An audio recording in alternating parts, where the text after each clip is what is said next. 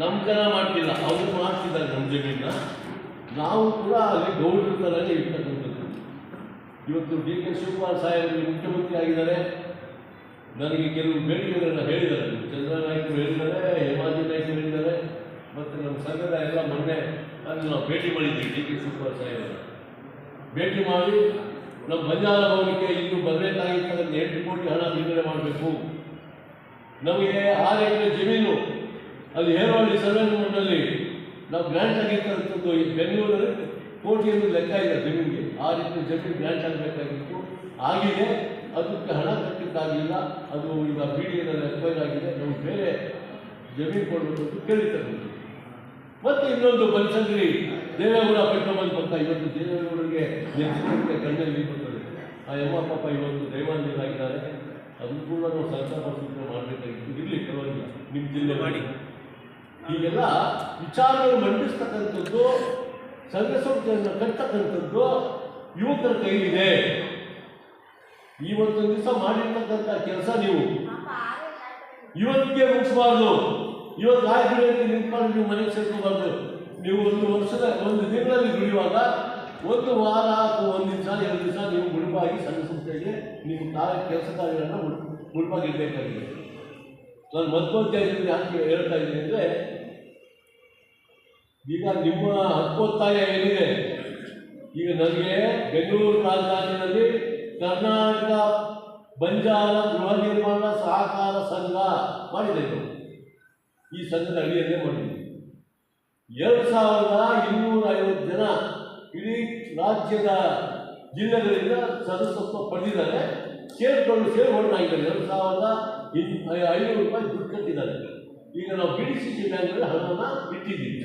ನಾವು ಜಮೀನು ಕೇಳ್ತಾ ಇದ್ದೀವಿ. ಬೆಂಗಳೂರು ಆಜು ಜಮೀನು ನೋಡ್ತಿದ್ದೀವಿ. ಉಪಾಧ್ಯಕ್ಷರಾಗಿರ್ತಕ್ಕಂಥ ನಿರಂಜನ ಆಗಿದ್ದಾರೆ, ಗರುನಾಥ್ ನಾಯ್ಕ ಡೈರೆಕ್ಟರ್ ಇದ್ದಾರೆ, ಸುಮಾರು ರಾಮನಾಥ್ ನಾಯ್ಕ ಎಲ್ಲರೂ ಇದ್ದಾರೆ. ಹೀಗೆ ಒಂದೊಂದು ಹಂತವಾಗಿ ನೀವು ಸಮಾಜದ ಅಭಿವೃದ್ಧಿಯ ಪಥದಲ್ಲಿ ಸಾಗಬೇಕು. ಇವತ್ತು ಬರೀ ಯಾರೋ ಕುಪ್ಪಳಿಸಿ ಭಾಷಣ ಮಾಡ್ಬಿಟ್ಟು ಏನೋ ನಾವು ಇಡೀ ಭಾರತ ದೇಶನ ನಾವೇ ಮಾಡ್ತಿದ್ದೀವಿ ಅಂದರೆ ಅದು ನಿಜವಾಗ್ಲೂ ನನಗೆ ನಾವು ಅಂಥ ಸಂದರ್ಭದಲ್ಲಿ ಹೋಗುವುದಿಲ್ಲ, ಕರೆದ್ರೂ ಹೋಗಿಲ್ಲ. ನಾನು ಸಿದ್ದರಾಮಯ್ಯನಲ್ಲಿ ನಮ್ಮದು ನಾನು ಒಬ್ಬನೇ ನನಗೆ ನಂಬಾಳಿ ಒಂದೇ ಓದಿದ್ದೆ. ಆದರೆ ಇಡೀ ಕರ್ನಾಟಕದ ಬಂಜಾರ ಜನಾಂಗದ ಏಳಿಗೆಗಾಗಿ ನನಗೆ ಅಧ್ಯಕ್ಷ ಮಾಡಿದ್ದಾರೆ ನಮ್ಮ ಕಮಿಟಿಯವರು.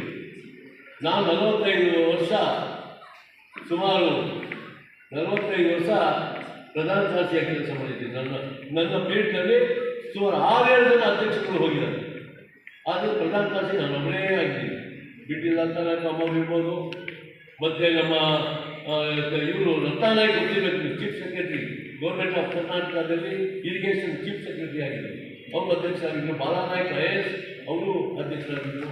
ಹಿಂದೆ ಸುಮಾರು ನಮ್ಮ ಶಿವಮೂರ್ತಿ ಅಧ್ಯಕ್ಷರಾಗಿದ್ದರು. ಸುಮಾರು ಜನ ಅಧ್ಯಕ್ಷರಾಗಿ ಹೋಗಿದ್ದಾರೆ. ಈಗ ನಾನು NR ನಾಯ್ಕರು ಕೂಡ ನಮ್ಮ ಭಾಳ ವಕೀಲರು ನಮ್ಗೆ ಏನು ಸಹಾಯ ಮಾಡಿದ್ದಾರೆ ಅಂದರೆ, ವಕೀಲರು ಕಾನೂನು ಚೌಕಟ್ಟಿನಲ್ಲಿ ಏನೇನಾಗಬೇಕು ಅದೆಲ್ಲರೂ ಕೂಡ ಅವ್ರು ಮಾಡಿದ್ದಾರೆ. ನಿಮಗೂ ಅಷ್ಟೇ ಏನಾದರೂ ನನಗೆ ಈ ಜಮೀನಿದೆಲ್ಲ ಹೇಳ್ತಾ ಇದ್ದೀವಿ. ನಮ್ಮ ಚಂದ್ರನಾಯ್ಕರು, ನಮ್ಮ ಹೇಮಾಜಿ ನಾಯ್ಕ, ಮಂಜುನಾಥ್ ಅವರೆಲ್ಲ ಹೇಳ್ತಿದ್ದೆ. ನಿಮ್ದು ಏನು ಸಮಸ್ಯೆ ಇದ್ದು ಒಬ್ಬ ಲೀಗಲ್ ಅಡ್ವೈಸರ್ ಬೇಕಾಗುತ್ತಲ್ವಾ, ನೀವು ಬನ್ನಿ, ಅದಕ್ಕೆಲ್ಲ ನಾವು ಸಹಕಾರ ಕೊಡ್ತೇವೆ.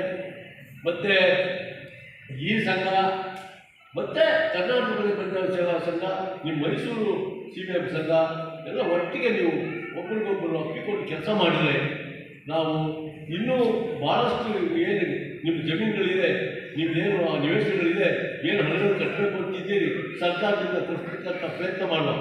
ಈಗ ನಾನು ಒಂದೇ ಎಕ್ಸಾಂಪಲ್ ಹೇಳ್ತೀನಿ. ಈಗ ಯಾವ ಬಸವಣ್ಣನವ್ರದ್ದು ಇರ್ಬೋದು, ಇನ್ಯಾವ ಬೇರೆ ಕುರುಬರು ಕನಕದಾಸದ್ದು ಇರ್ಬೋದು, ಎಲ್ಲ ಸ್ಟ್ಯಾಚ್ಯುಗಳು ಕಟ್ಟಲಿಕ್ಕೆ 100 ಕೋಟಿ ರೂಪಾಯಿನ ಕೊಡ್ತಾ ಇದ್ದಾರೆ ಸರ್ಕಾರ.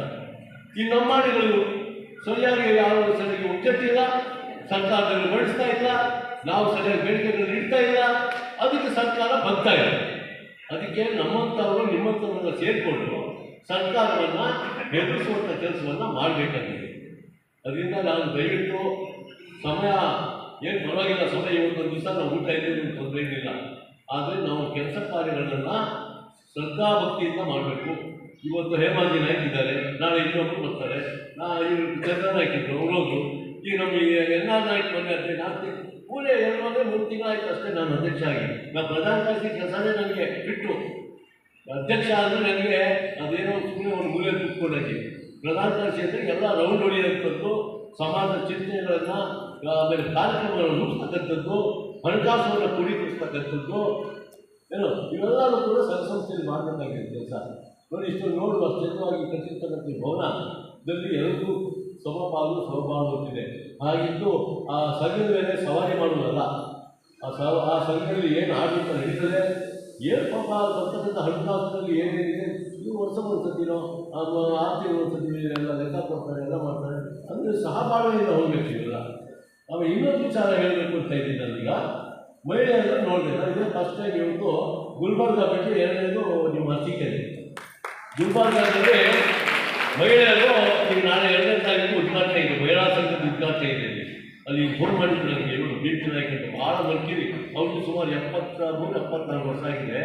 ಏನು ಕೆಲಸ ಮಾಡ್ತಿದ್ದಾರೆ ಅಂದರೆ ಗುಲ್ಬರ್ಗನ ಯಾವ MP ಮಾಡಿಲ್ಲ ಅಂತ ಒಳ್ಳೊಳ್ಳೆ ಕೆಲಸಗಳನ್ನ ಮಾಡ್ತಿದ್ದಾರೆ. ಅಲ್ಲೂ ಸುಮಾರು ಒಂದು 3-4 ಎಕರೆಗಳಲ್ಲಿ ಅಲ್ಲಿ ಇದಿದೆ, ಹಾಸ್ಟೆಲ್ ಭವನ, ಬಂಜಾರ ಭವನ. MP ನಮ್ಮ ಉಮೇಶ್ ಜಾಧವ್ ಅವರು ಅವ್ರ ಬಗ್ಗೆ ಎರಡನೇ ಮಾತಾಡ್ತೀನಿ. ಅವರು ಒಂದು ಮಿನಿಟ್ ಗೆದ್ದಿದ್ದು ಕೂಡ ಅವ್ರು ಮಾಡಿರ್ತಕ್ಕಂಥ ಕೆಲಸಗಳು ಬಹಳಷ್ಟಿದೆ. ನಿಮ್ಗೆ ಗೊತ್ತಿರಬೇಕು, ಸೇವಾಲಾಲ್ ಅವ್ರದ್ದು ನಾವು ಕರ್ನಾಟಕದಲ್ಲಿ ನಮ್ಮ ಮನೆ ಕಡೆ ಅಥವಾ ನಮ್ಮ ತಾಲೂಕಿಗೆ ದಂಡ ಹಾಕ್ತೀವಿ, ಅವ್ರು ನಾನು ಮಾಡಲಿಲ್ಲ. ಡೆಲ್ಲಿನಲ್ಲಿ ನನಗೆ ರಾಮರಾವ್ ಮಹಾರಾಜ್ ಅವರು ಕಲಿಸಿತ್ತು. ಅವರಿಗೆ ಡೆಲ್ಲಿ ಸೇವಾಲಾಲ್ ಜೆಂಡಾ ಒತ್ತಾಡು ಅಂತ ಕಲಿಸಿದ್ರು ರಾಮರಾವ್ ಮಹಾರಾಜ್ ಅವರು ಕನಸನ್ನ ನೆನಸು ಮಾಡ್ತಕ್ಕಂಥದ್ದು. ನಾವು ಯಾರಪ್ಪ ಅಂದರೆ ನಮ್ಮ MP ಆಗಿರ್ತಕ್ಕಂಥ ಮಾಜಿ MP ಅಂತ ಹೇಳಿ ಬಾಯಿ ಜನ ಉಮೇಶ್ ಜಾಧವ್ ಅವರು 3 ವರ್ಷ 4ನೇ ವರ್ಷ ಅವರು ಸೋತಿದ್ರು ಕೂಡ ಮೊನ್ನೆ ಅಲ್ಲಿ ಸೇವಾಲಾಲ್ ಜಯಂತಿ ಮಾಡಿದ್ದಾರೆ.